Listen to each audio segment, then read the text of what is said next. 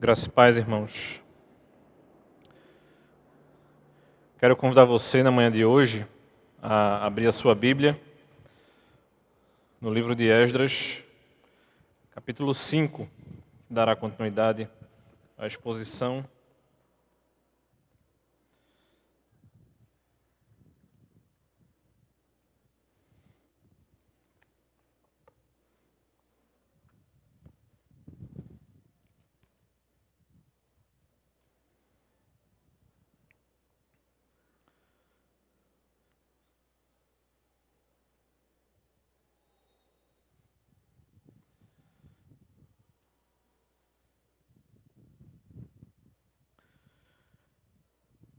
Que bênção, né, irmãos, estarmos na manhã de hoje reunidos como Igreja do Senhor.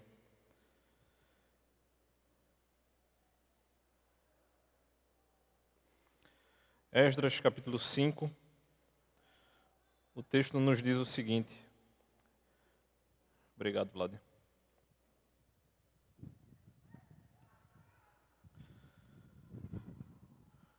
O profeta Ageu e o profeta Zacarias, filho de Ido, profetizaram aos judeus que estavam em Judá e em Jerusalém, em nome do Deus de Israel, que estava sobre eles. Então Zorobabel, filho de Sealtiel, e Jesua, filho de Josadaque, começaram a reconstruir a casa de Deus em Jerusalém. Os referidos profetas de Deus estavam com eles e os ajudavam. Nesse tempo, Tatenai, governador da região deste lado do Eufrates, e Setar-Bozenai e os seus companheiros vieram até eles e assim lhes perguntaram: quem deu ordem para vocês reconstruírem este templo e restaurarem esta muralha? Perguntaram mais: e quais são os nomes dos homens que estão construindo este edifício? Porém, os olhos de Deus estavam sobre os anciãos dos judeus, de maneira que não foram obrigados a parar, até que o assunto chegasse a Dario e viesse resposta por carta sobre isso. Eis a cópia da carta que Tatenai, o governador da região deste lado do Eufrates, com Setar-Bozenai e os seus companheiros, os Afarsaquitas, que estavam deste lado do rio, enviaram ao rei Dario, na qual lhe deram um relatório nos seguintes termos: ao rei Dario toda a paz. Saiba o rei que nós fomos à província de Judá, ao templo do grande Deus que está sendo construído com grandes pedras. A madeira está sendo colocada nas paredes e a obra está sendo feita com diligência e avançando nas mãos deles. Perguntamos aos anciãos e assim lhes dissemos: quem deu ordem para vocês reconstruírem este templo e restaurarem esta muralha? Além disto, perguntamos também pelos nomes deles para informar ao Senhor, para que pudéssemos enviar por escrito ao rei os nomes dos homens que são os chefes deles. Esta foi a resposta que nos deram: nós somos servos de Deus do céu, do Deus dos céus e da terra, e estamos reconstruindo o templo que há muitos anos tinha sido construído, o qual um grande rei de Israel construiu e terminou. Mas depois que os nossos pais provocaram o Deus dos céus a ira, ele os entregou nas mãos de Nabucodonosor, rei da Babilônia, o caldeu, o qual destruiu este templo e transportou o povo para a Babilônia. Porém, Ciro, rei da Babilônia, no primeiro ano do seu reinado, deu ordem para que esta casa de Deus fosse reconstruída. Também os utensílios de ouro e de prata da casa de Deus que Nabucodonosor tinha levado do templo de Jerusalém e colocado no templo da Babilônia, o rei Ciro os tirou de lá e foram dados a um homem cujo nome era Sesbazar, a quem tinha nomeado governador e a quem disse: pegue estes utensílios, vá e leve-os ao templo, e que a casa de Deus seja reconstruída no seu antigo lugar. Então veio o dito Sesbazar e lançou os fundamentos da casa de Deus em Jerusalém, E daí para cá, o templo tem estado em construção, mas ainda não está acabado. Agora, se parecer bem ao rei, que se busque nos arquivos reais na Babilônia, se é verdade que há uma ordem do rei Ciro para reconstruir esta casa de Deus em Jerusalém, e que o rei nos faça saber a sua vontade quanto a isso. Oremos, irmãos. Senhor, ó Deus, graças te damos, Pai, pela manhã de hoje, por este dia, por estarmos reunidos como igreja no teu templo, Pai. Templo esse que se glorificou,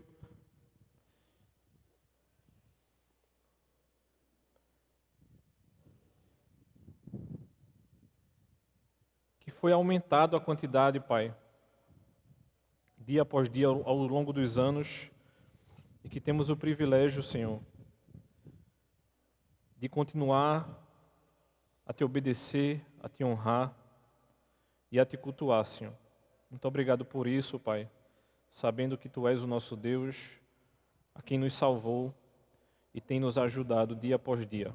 Muito obrigado por tudo, Senhor. Amém. Quase não, né? Não saiu a palavra. Fiquei pensando aqui.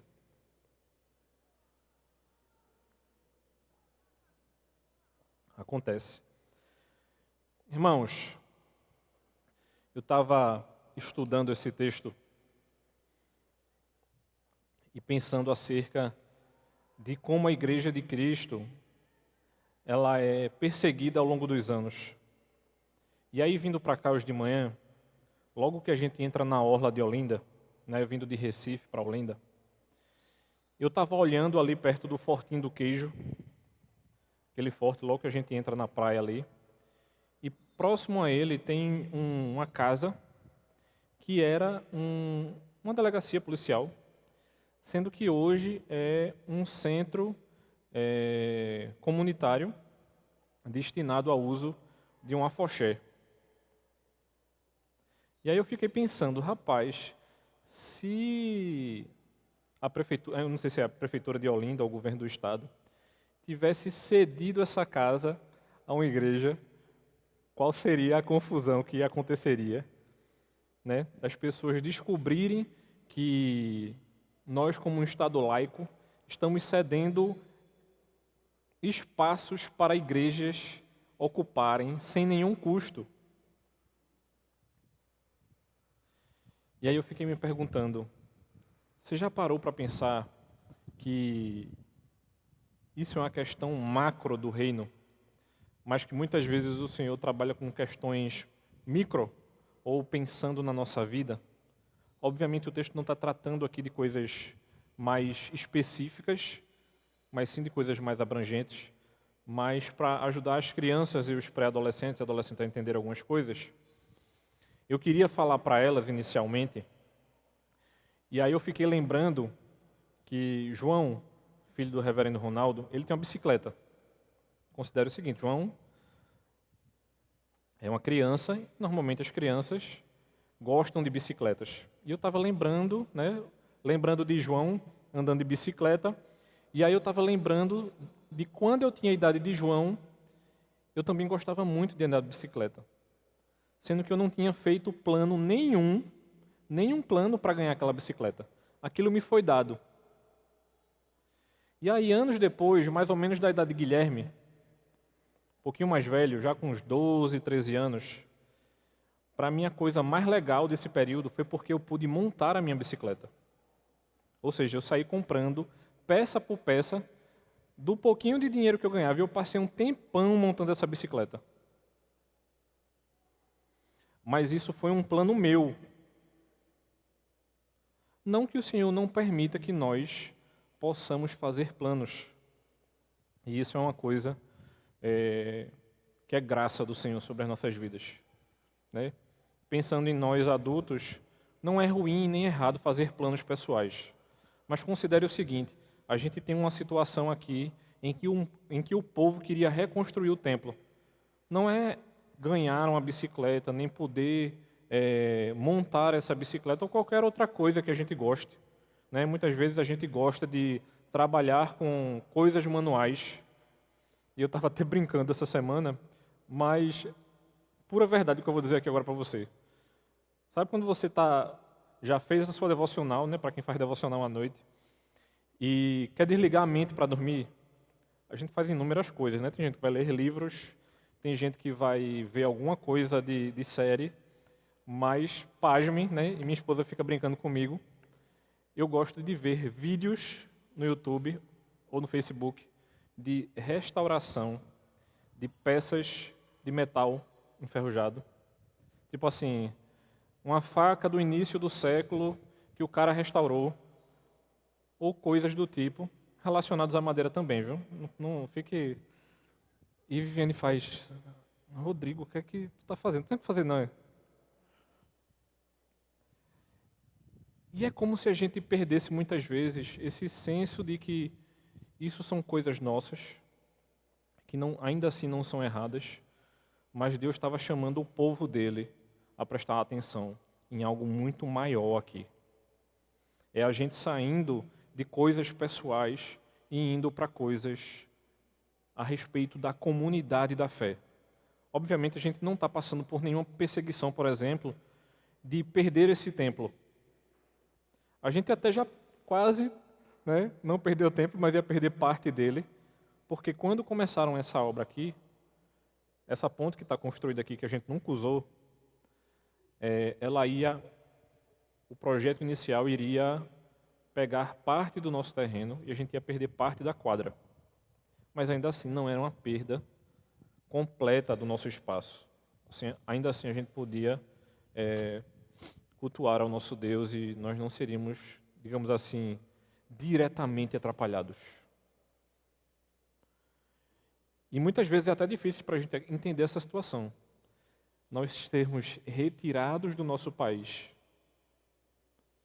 o templo ser destruído, pela graça de Deus, os utensílios, como diz o texto aqui, não foram, ou seja, os utensílios, quando o povo volta, voltam com o povo, mas ainda assim o pessoal, as pessoas, o povo de Deus nesse momento, não tinha o templo. E aí a gente precisa ser lembrado de uma coisa. Opositores, e é o tema dessa manhã, opositores do povo de Deus são opositores do próprio Deus. E é como se a gente perdesse de vista essa perspectiva. Sabe quando nós estamos indignados porque está havendo algum tipo de perseguição religiosa e durante esse período da pandemia agora a coisa se intensificou e a gente diz assim, não tem nenhum parlamentar vendo isso, não tem nenhum líder vendo isso. Eu acho que a gente deve agir de maneira ativa politicamente, e aí eu não falo partidariamente, mas politicamente, a gente deve ter essa perspectiva de refletir acerca do que estão fazendo com nós como povo de Deus, mas ainda assim cidadãos.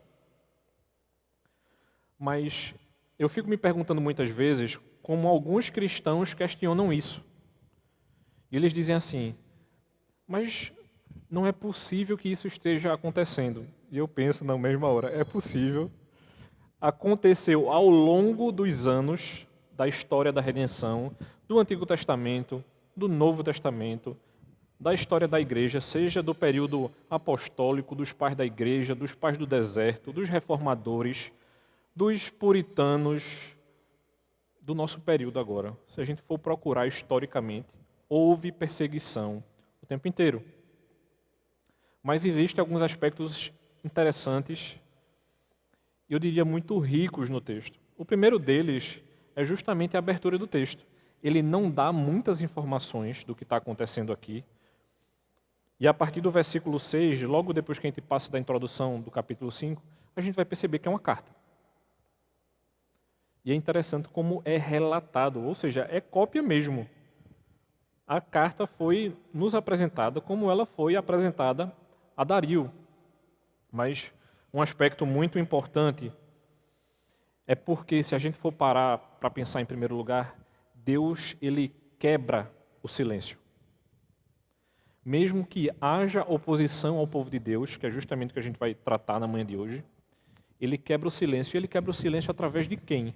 Justamente o versículo 1. Ele vai dizer o seguinte, o profeta Ageu e o profeta Zacarias, ou seja, não são profetas desconhecidos para nós e a gente tem como correr para esses dois textos.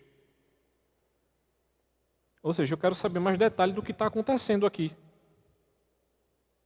Então, quando a gente olha para isso aqui, e graças a Deus, a gente precisa fazer duas distinções importantes aqui, a respeito de Ageu e a respeito de Zacarias. O que eles estavam tratando aqui? A gente pode dizer de que Ageu ele era um orador comum. Ele tinha um discurso e um diálogo mais simples. Ele tratava e abordava isso de maneira mais simples. Mas ele dava muitos detalhes. Os comentaristas vão dizer que ele pontilhava os is, ou seja, era detalhe em cima de detalhe acerca do que estava acontecendo. E aí fica uma dica, uma leitura rica para a nossa semana, de a gente ler Ageu e Zacarias ao longo dessa semana, para ter uma percepção melhor do que estava acontecendo. E, além de Esdras e Neemias a gente tratar como um único livro, a pregação de hoje e a da semana que vem, ou seja, os capítulos 5 e 6, a gente também vai tratar como uma única coisa. A gente vai hoje até a carta que é enviada a Dario, mas semana que vem você vai perceber que a gente vai caminhar com o que Dario vai dizer acerca dessa carta que ele recebe. E aí, Zacarias, ele, de maneira mais provocativa, ele é mais enigmático, mas também visionário. Sabe quando você lê um texto que você diz assim, rapaz, eu não estou entendendo tudo que Zacarias está querendo dizer. A princípio, leu Zacarias está com dúvida? Lê Ageu. É como se a gente pudesse somar esses dois textos para ter uma percepção melhor, sendo lembrado dessa estrutura hermenêutica de o texto explica o próprio texto. A gente está usando textos bíblicos para darem suporte e apoio para que a gente possa caminhar de uma melhor maneira.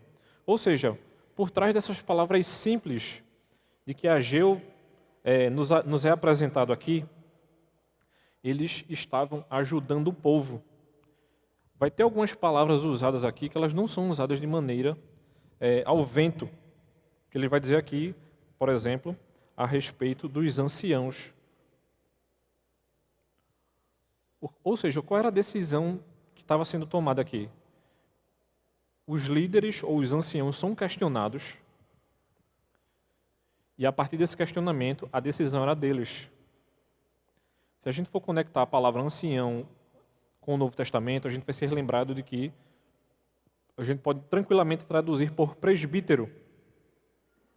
Ou seja, muitas vezes o povo de Deus vai ficar em dúvida a respeito de qual caminho seguir e essa responsabilidade vai justamente recair sobre a liderança da igreja.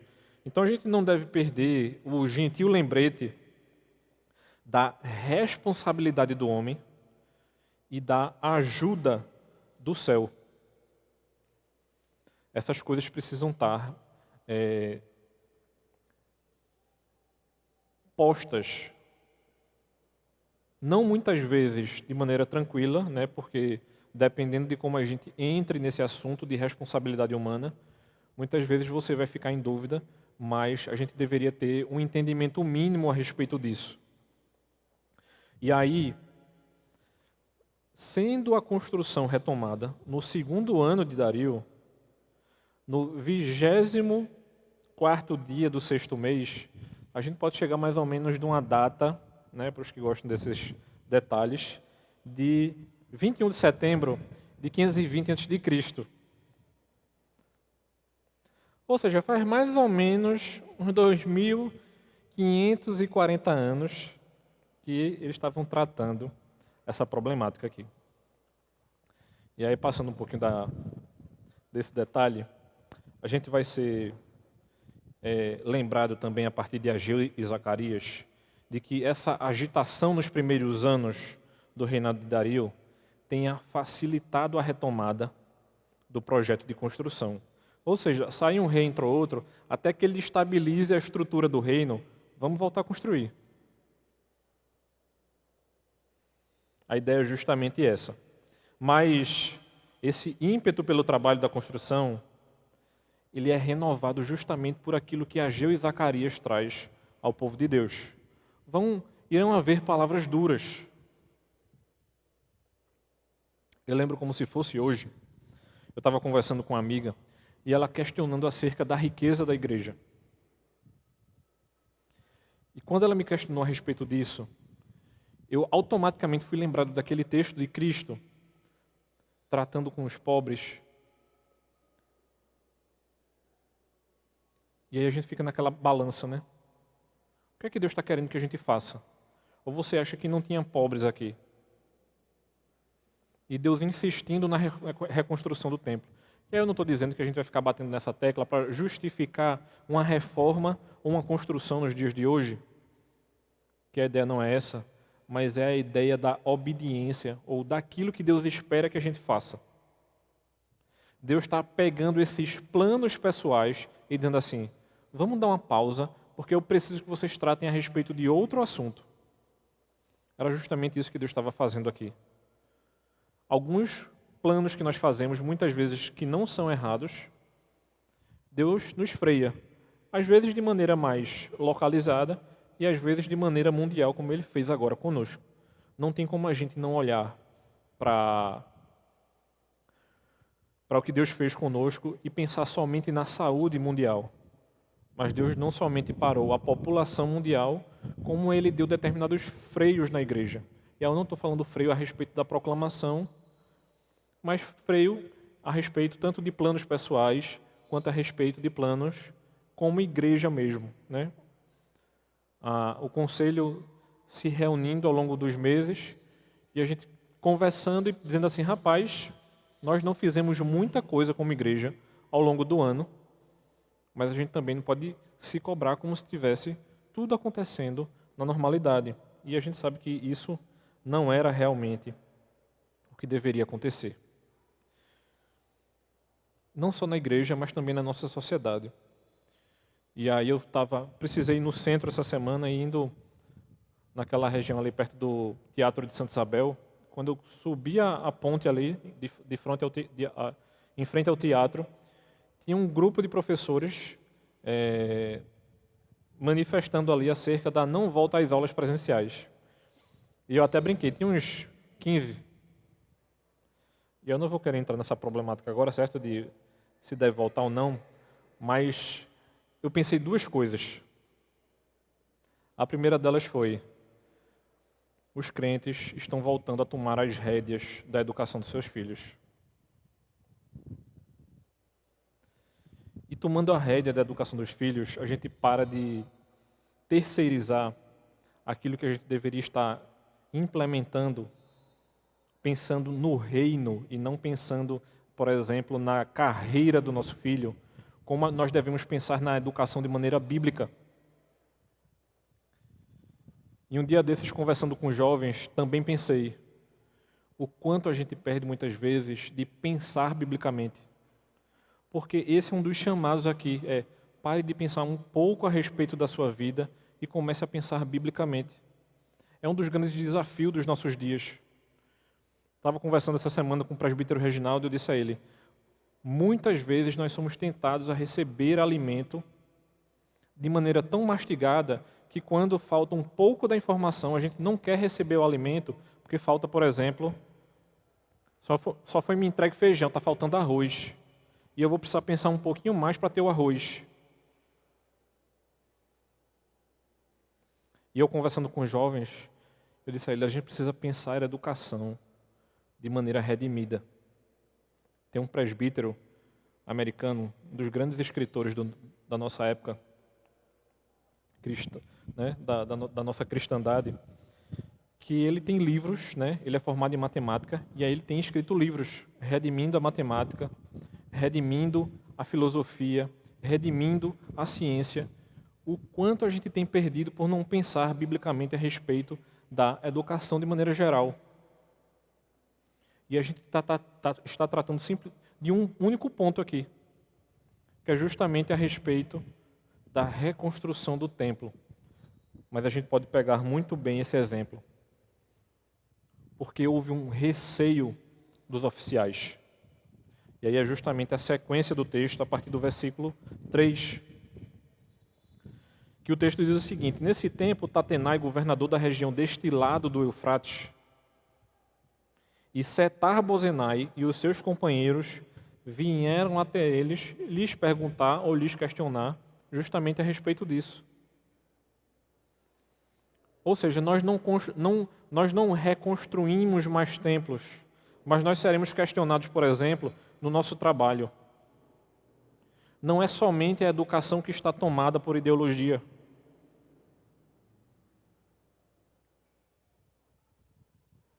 Às vezes, você é funcionário de um banco. Mas para que você seja um bom funcionário do banco, você precisa estar vinculado a um sindicato. Porque só vai fazer sentido se você for sindicalista. Mas o que é que o sindicato está vendendo para a gente?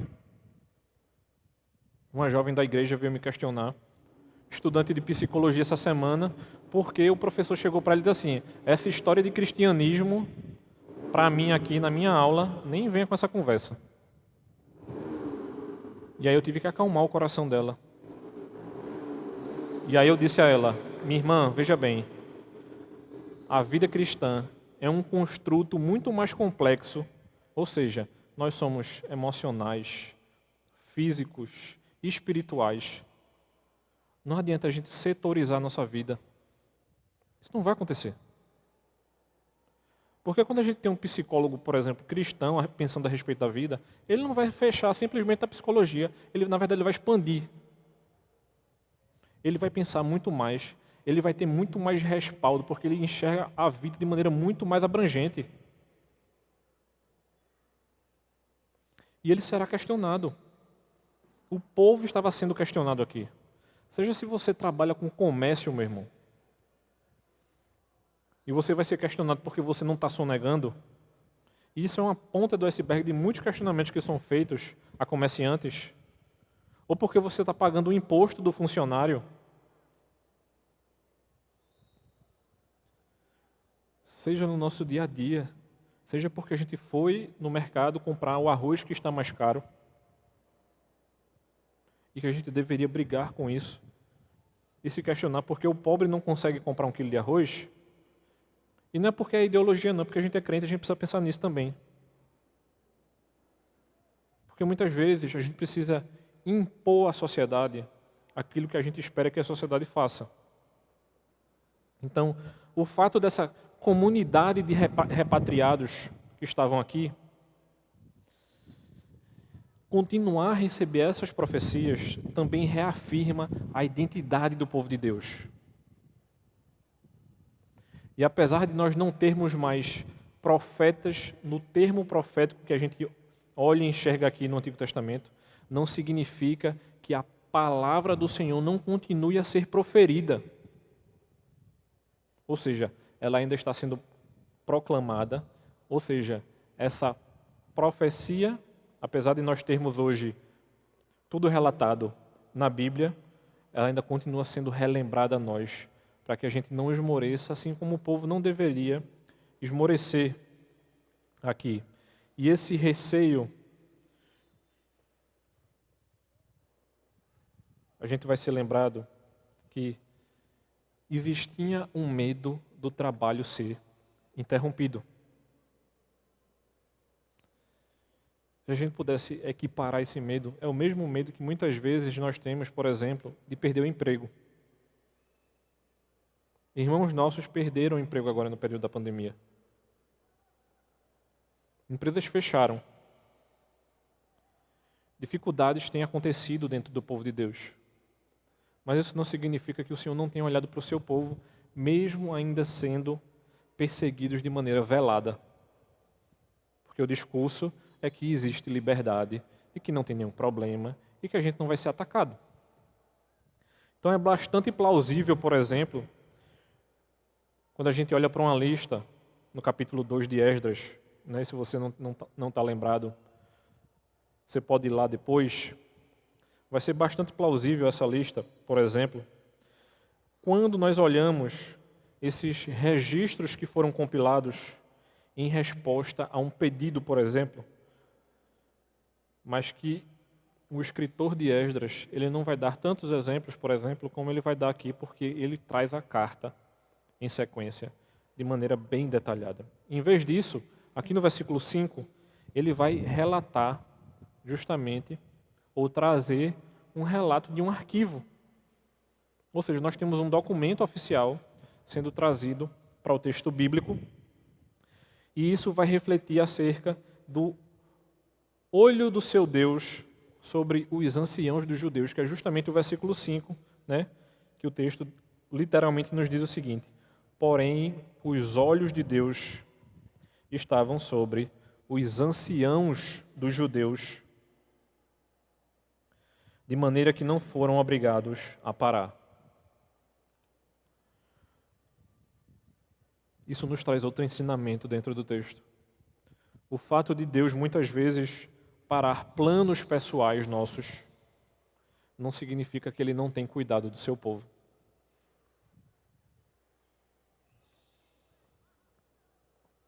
E essa é uma das tratativas aqui. Deus tem cuidado de você. Deus tem assistido a sua casa. Mesmo que muitas vezes você tenha passado por dificuldades. Deus vai desafiar muitas vezes a nossa fé. O povo de Deus estava sendo desafiado aqui nesse momento. Por pessoas, mas com a permissão do nosso Deus. É outra perspectiva que nós perdemos como povo de Deus. Muitas vezes a gente traz para o lado pessoal. A gente não consegue fazer a leitura macro de que Deus tem permitido que pessoas nos ataquem ou nos persigam, e dentro dessa perseguição a gente acha que é um problema pessoal e não um problema espiritual. Não perca de vista, meu irmão, essa perspectiva. E não perca de vista também justamente o terceiro ponto aqui, que é esse relato, ou esse relatório feito para Dario. Porque esses homens estavam relatando com tantos detalhes a retomada da construção do templo. Por que isso seria importante para mim e para você? Qual o sentido no texto dessa quantidade de detalhes? Como um bom historiador, o que é que estava acontecendo aqui? Por que ele estava trazendo tantos detalhes para a gente? O autor nos dá material de primeira mão.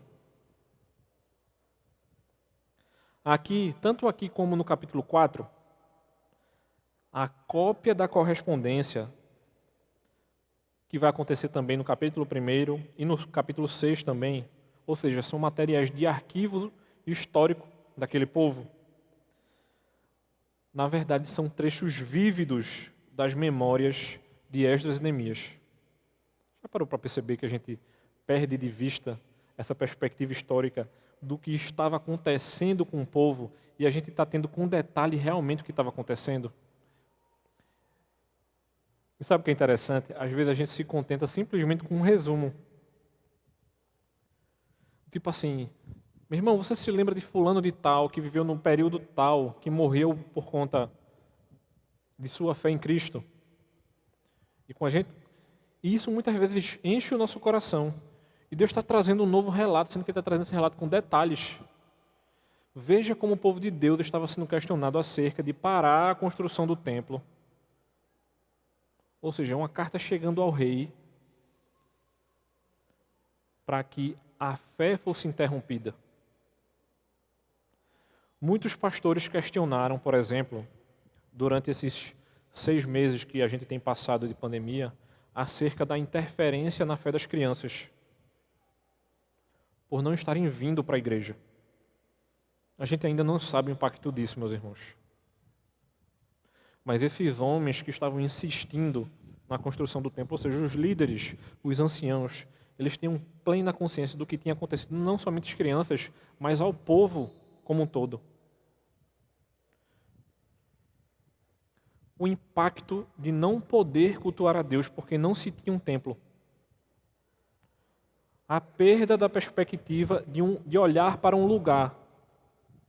Se nós não pudéssemos vir mais à igreja, como muitos cristãos perseguidos não podem, e as igrejas se reúnem em casas que a qualquer momento pode ser interrompido o culto e presos quando não mortos. Então, a expressão o grande Deus, que é usada pelos esses homens que são ímpios, provavelmente significava falando a respeito simplesmente de Deus, não é porque eles tinham fé, não, aqui, que eles estavam se referindo acerca disso, no versículo 8. Quando nós chegamos ao 11, no 11 e no 12, nesses dois versos, teria soado familiar para Dario, que era um adorador zeloso do seu próprio Deus, que significava, se a gente pudesse traduzir o nome do Deus de Dario, seria Deus do céu. É como se a gente estivesse querendo equiparar que Dario era um cristão.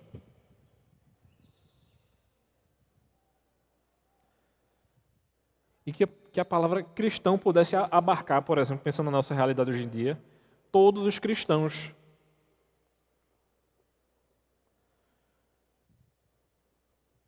E se a gente se esquecesse, por exemplo, do sincretismo. Será que um espírita também é cristão porque ele vai para o centro e vai para a igreja católica? Será que uma pessoa que frequenta uma igreja neopentecostal a gente pode tratar como cristão e por conta disso a gente não precisa evangelizá-lo? Porque na nossa cultura a gente só evangeliza espírita, católico e pessoas de religião afro? Ou não tem pessoas aqui dentro, por exemplo, que a gente não precisa evangelizar, que ainda não houve conversão? Não é somente um trabalho de discipulado, mas é um trabalho de evangelismo. E a gente perde de vista essa perspectiva. Então, a identidade de Sesbazar, que é uma questão bem polêmica dentro do texto, a gente precisa entender o seguinte: a partir do momento que a gente olha para esse homem, para a sua nomeação como governador, que anteriormente tinha sido uma posição ocupada por Zorobabel, somente aqui a gente vai entender que ele tinha sido nomeado, ou seja, tinha começado o trabalho desse homem,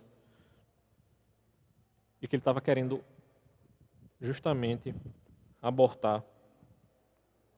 Desde o capítulo 3, então, a ausência do nome nesse capítulo pode ser explicada por ele ter provavelmente desempenhado apenas um papel formal no processo a respeito disso.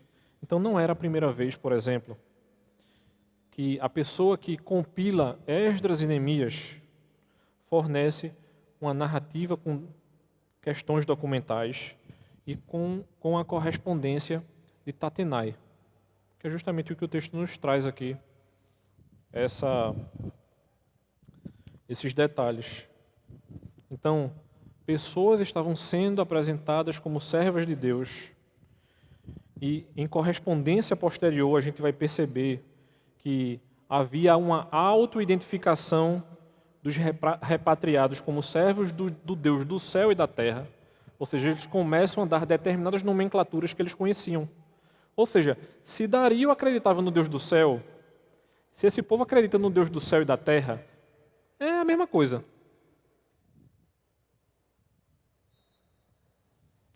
É como as pessoas que não conhecem as denominações e botar batista, assembleiano, presbiteriano e congregacional tudo num balaio e dizer assim, é tudo igual. A gente sabe que vai haver características das denominações e como se eles quisessem estar tratando aqui como tipo assim, são mais um. Mas se são mais um, por que está havendo perseguição?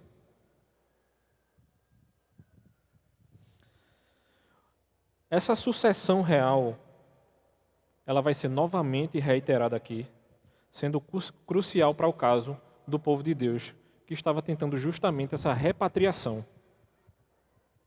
Então, quando a gente olha para essa repatriação, de que os alicerces do templo são colocados, como relatado em Esdras 3, e confirma a sugestão de que a construção havia começado, mesmo que a maior parte ainda tivesse por fazer, a conclusão a respeito dessa repatriação leva ao pedido das autoridades provinciais de confirmação do edital de autorização. É como se esses homens estivessem embargando a obra e esperando que Dario desse um parecer, mas eles não conseguem embargar. justamente pelo que é dito no texto. É como se houvesse um envelope na estrutura textual aqui, de que aquilo que ele inicia falando, ele conclui falando. Ou seja, a correspondência foi fechada. Por que a obra não foi embargada? Porque o povo de Deus não estava sendo parado. Porque, como dito no versículo 5, Deus estava com os anciãos e os profetas Ageu e Zacarias confirmavam isso. E isso deve ser uma coisa importante para a gente, justamente porque essa riqueza de detalhes vai fazer com que a gente se aperceba que, independente da quantidade de coisas escritas no documento, não vai ser isso que vai dar o sim ou não. Quem vai dar o sim ou não é o próprio Deus. Deus poderia ter permitido que a obra tivesse parado aqui. E muitas vezes eu e você perdem essa perspectiva. É como se dissessem assim: vocês viram o documento que chegou processando a igreja de Casa Caiada, a quantidade de evidências que tem nesse documento. Era mais ou menos isso que estavam querendo trazer aqui para nós. Por exemplo, pode ter passado despercebido para você aí no versículo 8. Mas veja o que o texto diz. Saiba o rei que nós fomos à província de Judá, ao templo do grande Deus que está sendo construído com grandes pedras. Parece um detalhe simples aqui dentro do texto, né? Mas sabe o que é que o autor está querendo nos dizer aqui? Estar construindo com grandes pedras significa dizer que eles estão mantendo o padrão da construção do templo de Salomão. Obviamente, eles não conseguiram manter a suntuosidade do templo, mas eles tentaram manter aquilo que Salomão deixou registrado como a estrutura correta do templo. Para esses homens que relataram isso não significava nada, mas para quem estava reconstruindo, significava muita coisa. Vão falar coisas acerca de mim e de você, que para quem está fora da igreja não vai fazer sentido algum, mas para nós como igreja de Cristo, fará total e completo sentido. Porque nós somos o seu povo que tem caminhado com a permissão do nosso Deus. Então, se Cristo tem conduzido os discípulos, se Pedro negou 3 vezes a Cristo e o reino do Senhor continuou, Pedro poderia ter sido preso naquele momento, independente da sua negação ou não.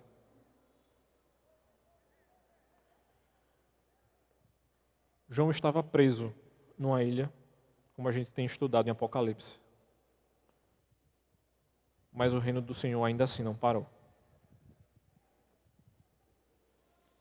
Paulo seria levado para Roma, justamente a sequência de Atos. E sabe o que é que a gente perde de perspectiva? Essa questão de Deus não parar o reino, ou seja, Deus não parou o reino porque os seus planos não param, mesmo que os planos pessoais da nossa vida sejam parados. A partir do momento que a gente lê um texto como esse, é Deus nos alertando mais uma vez de que a gente precisa pensar de maneira macro e micro. Aquilo que Deus quis nos relatar aqui é dizendo assim: eu tenho permitido que você faça os seus planos, caminhe com sua vida, mas eu espero que você não perca justamente essa perspectiva de reino, que nos é trazida aqui em Esdras capítulo 5. Que sabe o que é interessante? Com todo o avanço espiritual de Abraão, a expansão missionária em Atos, esta aventura, todas elas começaram com a palavra do Senhor. E a obra do templo não foi interrompida justamente por essa palavra. Mesmo que haja interrupção da nossa vida, o reino do Senhor continuará justamente pela sua palavra proferida a nós como seu povo. Porque de maneira comum, olhando para o restante, nós somos constantemente testados e muitas vezes poderemos ser ameaçados. E a gente não pode perder essa perspectiva. E esse capítulo que a gente acabou de ver e o próximo, eles mostram para mim e para você o que aconteceu e como encerrou a primeira parte dessa história pós-exílio de Israel. Então isso precisa fazer sentido para mim e para você. E muitas vezes a nossa vida cristã não tem feito sentido nesse aspecto do texto, porque a gente tem justamente perdido a perspectiva de reino. E a gente precisa voltar a olhar para a igreja de Cristo como a igreja dele. A igreja não é nossa. A vontade não é nossa. Não é o que nós queremos, mas é justamente o que Cristo deseja e como ele deseja que a igreja caminhe. Vamos orar, meus irmãos. Santo e eterno Deus, muito obrigado, Pai, pelo cuidado, por tua orientação, por conduzir a tua igreja, Pai, como a igreja que faz parte do reino, que faz a tua vontade, que te obedece, Senhor. Nos ajuda, Pai, dia após dia, a fazer o teu querer, que estejamos atentos, Pai, à tua palavra, como o teu povo estava atento àquilo que Ageu e Zacarias proferiram a eles e fizeram com que eles não perdessem a perspectiva e não parassem a reconstrução do templo, Pai. Que a gente esteja atento ao teu tempo, ao teu cuidado e ao teu querer, Senhor. Muito obrigado, Pai. Amém.